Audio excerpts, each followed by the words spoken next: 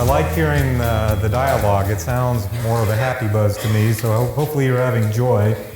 And it's a privilege for me to be able to speak with you this afternoon and kind of hopefully leverage what Paul had shared this morning. I think it's just exciting. I had extremely good vibes just sitting in Stevens with just a large group of individuals to help lead us towards the future in terms of the organization. You know, and that was done on purpose. We wanted to get a large group to make you realize, as we were sitting in Leadership for Change, we had a group of 30 to 35, and you might have felt a little isolated. There was remarks made, well, who else is taking this? Am I doing this alone? I'm not going to be able to implement some of these things I've learned. It's going to be tough. Well, hopefully you got a good mental picture that the agency is behind this, and that we've devoted a lot of time and just seeing the number of people that have gone through the training. And this is something that we want to continue into the future. And we've never had a meeting like this where I think we really just sat down and talked about organizational issues and barriers, and hopefully this afternoon we really get into some practical steps. I'm into really how can we create those frameworks that allow us to take those steps that are necessary, those tangible steps. I'll show some things here today, really maybe just to provoke some different thoughts. I'm kind of a why person. Why are we in the situation we are today? Why is the world the way it is today? It is dramatically changing. I think we're living in a very unique time. And you probably heard that. That sounds kind of cliche, but I'll show some charts and graphs as to why I think that, and why we have some significant challenges ahead of us, but we have significant opportunities ahead of us. I've had a lot of conversations with my son, you know, as Paul had shared data and all that. I really told my son, the area I want you to go into is data science. And not only data science, but I want you to minor in anthropology, why people think the way they do, as a group, as a culture, and then also minor in political science. What are policies, or how do we try and set policies to hopefully help society? But merging that with data science, I just read an article, one of the top paying jobs now is data science. That probably really didn't exist a couple of decades ago. There was not a lot of need for it, and I'll go ahead and show some of those charts. So we'll get going. Leading an adaptable organization. So I tried to pick an animal that I thought was adaptable. My staff told me it looks like he or she got into a bad mushroom. But, we'll see what happened there. Today's manager lives in a world of rapid change, and yet the rate of change is likely to increase in the years ahead. Unless he can keep up with this change, he's likely to find himself obsolete, perhaps unpromotable or unemployable. Anything strike you with that quote? Sounds sexist?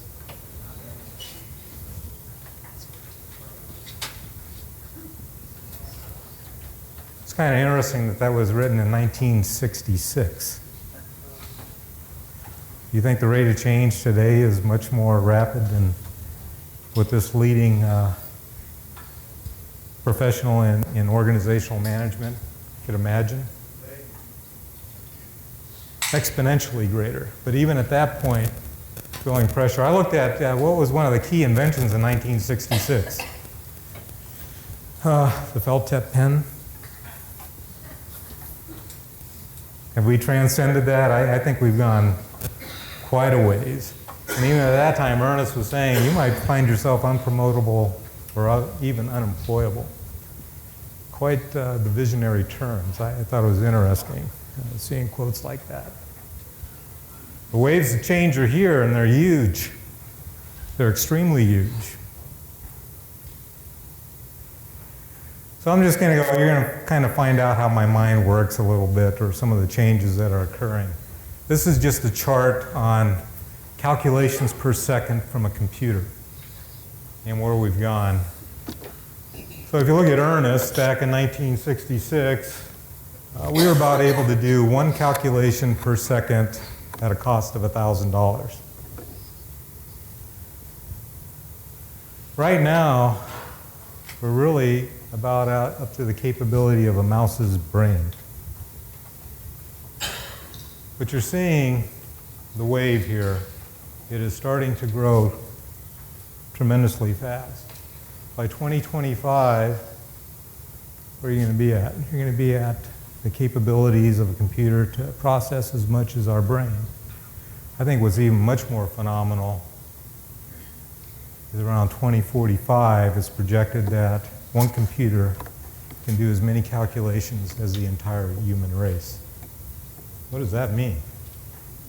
I think we're going to have some very interesting discussions at that point. I think there's going to be some very deep philosophical discussions. You've heard Stephen Hawking or some being very concerned about robotics and what does that mean? What does it mean to be a human? I think is going to be a question back then, or once we get there. Is self-learning going to occur there? What makes the difference between us and a computer? For some, I won't get too much in religion, but soul versus learning, a lot of interesting dialogue that's going to happen in the not too far future. So I'll let you ponder that for a bit. Another chart, excuse me. This is just a chart. Again, it's on a logarithmic scale. It's about transmission of data, how fast we can transmit data. So you're looking at Ernest's time. We could probably transmit the fastest speed, 1,000 bits of information per second. And now we're up actually beyond 10 gigabits per second. If you look at this, researchers back in February, almost a year ago, were able to transmit 1 terabit per second wirelessly, not even through a fiber. So you look at your 4G now, which is pretty fast, but a terabit is many thousands of times faster than what your cell phone is capable of today. So what ramifications does that have? These researchers are figuring that it'll be mainstream by 2020, having this capability.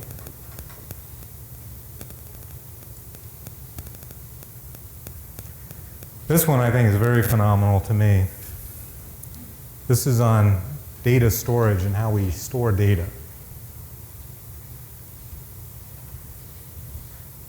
Based on these researchers, the beginning of the digital age was 2002.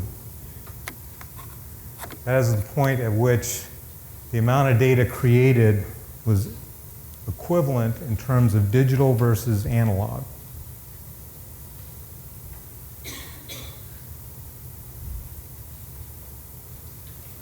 So again, you can see way back here, there's hardly anything. So, what's the importance of that?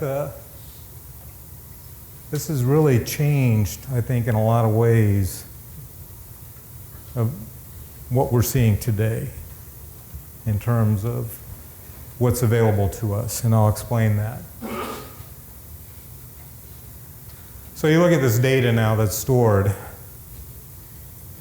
you look at the big circle, 92% of the world's data was just created in the last 2 years. How's that possible?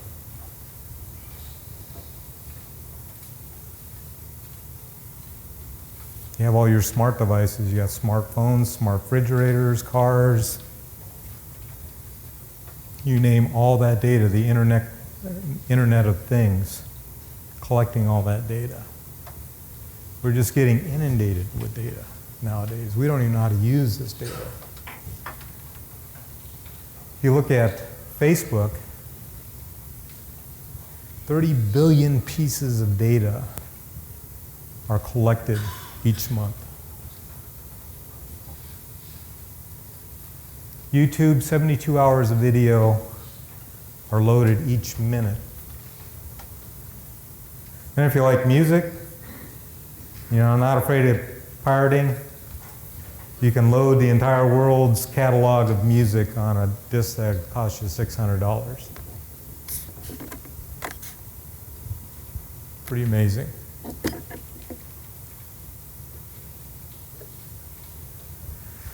So with this, I showed you all these charts. It's not that just one alone, the processing, the transmission, the data storage, that's the important aspect. It's the convergence of all those. Without the convergence of all that, you wouldn't have these items listed here: Amazon, Facebook, Google, Netflix, iPhone. There'd be no reason to have an iPhone if you had no access to digital data. If everything was on paper, why would I want an iPhone?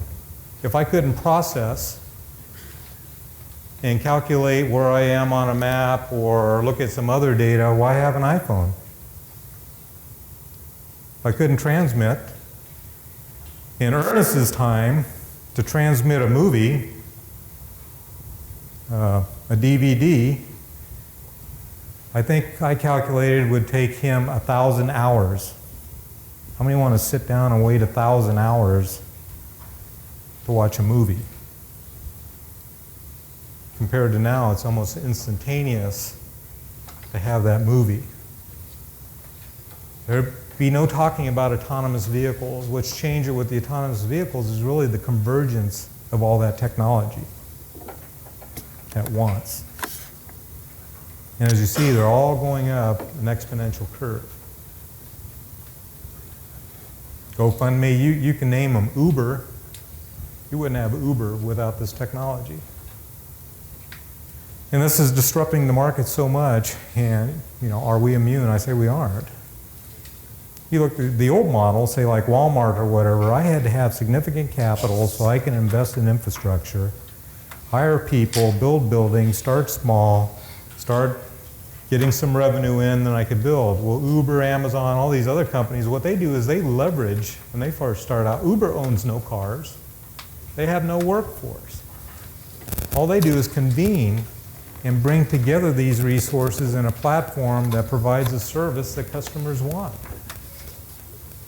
It didn't really take them that much time. They didn't have to buy a fleet of thousands of vehicles, train employees in the traditional sense.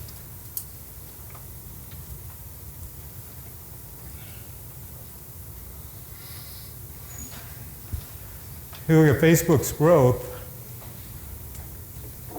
September 10, 550 million. The last thing I saw is they got 1.3 billion members on Facebook. The interesting thing is, they really didn't start until the digital age and the convergence of having data digitally, or being able to have formats that had digital data.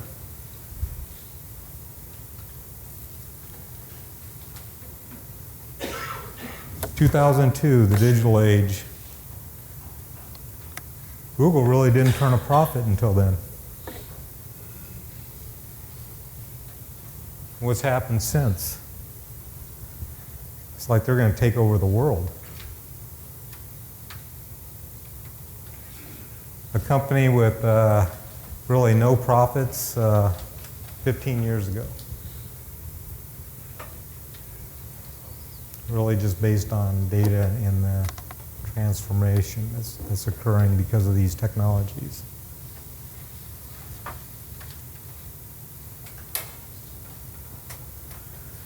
So why should we care? Why did I even bring this up?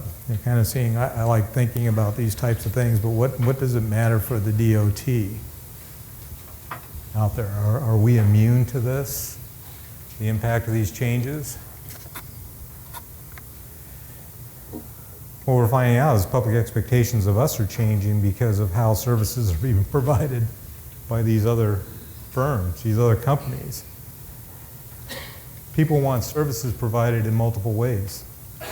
They're not just satisfied with coming in from 8 to 5 and we're not open at lunch or whatever, or Saturday and Sunday, forget it.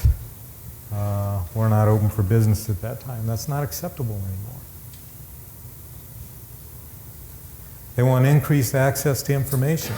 I got this device now that connects me to loads of information. Why can't you give me information? What are you trying to hide from me? Why aren't you competent enough to provide me that type of information? These are thoughts that go through people's minds as to, I can get it over here, I can get it over from this small firm over here, and yet I can't get it over here. I think you feel that way frustrated too. You know, I look at it, I like doing online paying for a lot of my stuff. I get frustrated when I have to send in a check to someone, or they don't have a way that I can just go online and click a button and be paid. Typically for me, the ones I got to write a check for, they're the last ones that get paid because I'm just frustrated that they don't have that capability. Now there's probably some of you that I'm never going to pay digitally. I don't trust it. But there's different ways you can see in how you're interfacing with different businesses and getting frustrated because you can't get the services that others are providing. People want a greater choice, voice in decision making, engagement. Or they're very quick now to express their opinions. You know, what is this about public engagement or that we're trying to push out with strategic communications? We have to nowadays. 20 years ago, if I upset someone in a traffic zone or whatever, they'd have to be awfully mad to go home and bang a letter on the typewriter or want to go look up a phone number. They don't do that nowadays. They're immediately sending a tweet, they got a post on Facebook or whatever, and they're leveraging a lot of voices at the same time out there. It's a different world out there. There's a different expectation out there. We need to be aware of that. They want greater accountability. They want to know what we're doing. They want greater efficiency. They're seeing things, how others are operating. Another thing because of this, because there is information, they'll find it, whether from us or others, they're more informed. I look in the medical field. I think there's a lot of professionals that are getting frustrated now. My wife is dying of a rare disease. And I'm very interested in that disease. I probably would say, as I go into doctor's visits, that I typically, in some areas, know more than the doctor does. Not that I can say I'm a doctor, but I've caught them misprescribing medications, not fully understanding the ramification of her illness because it's so rare that this medication could actually kill her. They're treating one symptom, which had to do with seizures, but not realizing she has a mitochondrial disease, that this medication can kill her. You're finding doctors now that as you're going into visits and maybe you have some ailment, you're much more informed and you're asking better questions. Some physicians, some professionals, whether it's in the medical or others, are frustrated by that because they need to be better prepared now. There's a concern as we put out performance data, if someone looks at it and goes, why is this number this way? It seems weird to me. And there's some fear within our organization is, how am I going to be able to answer that question? I don't want to have to answer that question. Because there's going to be greater accountability on us because people are more informed. There's going to be some more. So it's changing our interaction with the public. It's changing the interactions physicians have, educational professionals, other professionals, financial professionals, because people are, I think, have greater information. They have greater choices. You look at now buying things. Before you're pretty limited to the local area. Now you've got sites that can comparison shop for you. So there's lots of different things. The system's being used differently today and will be in the future. One is just a negative use. I don't think we've begun to understand in terms of the system the cost of distracted driving based on technology. I read a lot of run off the road accidents or people blowing by, traffic control devices. How much of that is due to distracted driving? I think a large component would be. You're seeing a majority of the accidents or crossing the center line. But people are going to have different expectations, and that touches really with Paul in terms of buying mobility or how you look at the use of the system in the future. How we started to adapt. I'm not saying that we haven't. We've done a lot of good things. And some were somewhat painful or fearful for people. We did redesign the web page, really look at what our customers are wanting. Instead of a collage of who the agency is, we decided really we need to focus on why are the majority of the people coming. Was that well received by everybody? No. But I think it was well received by our customers, the majority of our customers. Online renewals. I think our customers like that. Was that well received by everybody within the agency? Probably not. A lot of these changes are uncomfortable. Virtual DL, track a plow, providing that information. There's a lot of states that said, you guys are nuts. Why are you giving the public plow information where they're at? They're just going to criticize what you're doing. You're going to be answering thousands of questions as to why is this plow here and not here. That hasn't happened. Yeah, is there fear? Paul talked about SAS research. This is some data analytics that we're doing with a company called SAS, in which we're looking at crash data in a different way. In the past, we kind of look at those as unique events. There was a crash here, you hit a deer or something, it was at this intersection. Well, why can't we start merging weather data, pavement condition data, different topography data, enforcement data? Was the individual, did they have a driver's record that indicates that they've been in 10 accidents? They kind of live in the world of crashes.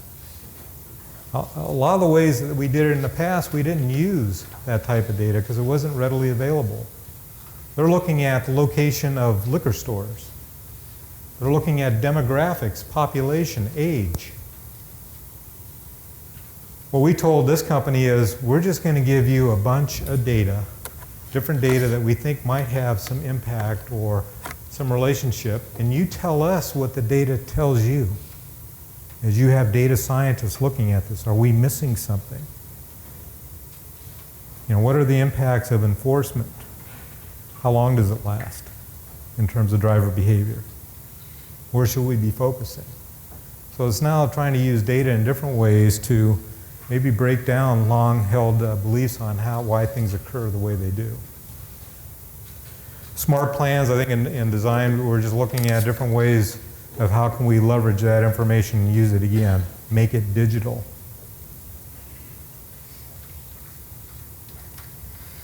So I put this statement up here. So how do we continue to shift our thinking from analog to digital? Now what I mean by that is we're going into a digital world and we have ways of leveraging information in ways that were unimaginable a decade or two ago. But if you look at some of our processes or the way that we approach problems, I say we're still in analog mode. Or we're using some tools and still thinking in analog. Some people like GIS, they thought it was a great thing. I can create these maps and then I'm going to put them on paper. And that's how I'm going to use them. I got these custom maps now. Or I can get pavement data and, you know, integrating this would be great. Now what I'm going to do is I'm going to print out a booklet. Why? There are different ways of starting to use this information. We need to start thinking about what are the opportunities out there, and are we just trying to, as some would say, pave a cattle path? We're just using technology just to really make minimal improvements to a process that in my mind is still analog. We have tremendous opportunities out there today. So I talk with my staff. You know, the challenges that we were facing in the past, or the barriers, a lot of times was technology. We weren't able to get at the data. We weren't able to get this information without expending a lot of resources. Technology is not the hindrance. The hindrance is ourselves and our processes, how we think and approach the problem.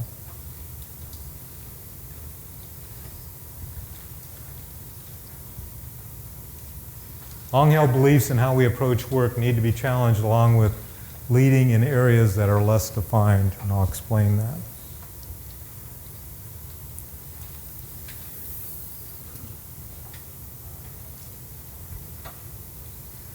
So things are rapidly changing. We operate under certain mindsets.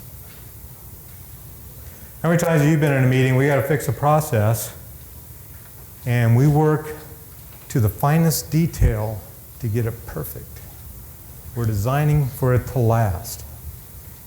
And we have a perception that we're going to create this policy or this workflow, and it's going to be something we're going to use for at least 2 decades. It's going to be here for a while. That once we change it, we're done.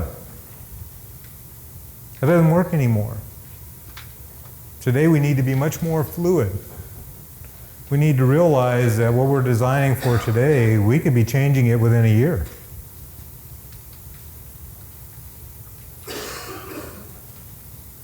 There's a meeting at Masto where we have the regional CEOs of the DOTs, and they were asked what keeps them up at night.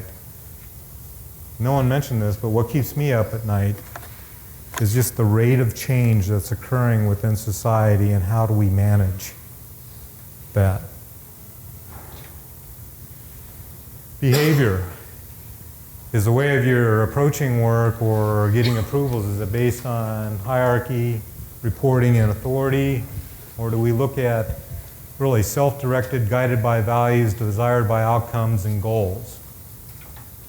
The from is a very risk-averse approach. I'm only going to do what I'm told. I'm going to go through the approval processes. Whereas the other, really expanding the potential that we have, does take some risk. But it does look at the motivations, the desires, the outcomes. Methods. You can look at methods or PPMs. They're rigid, they're established, they're certified.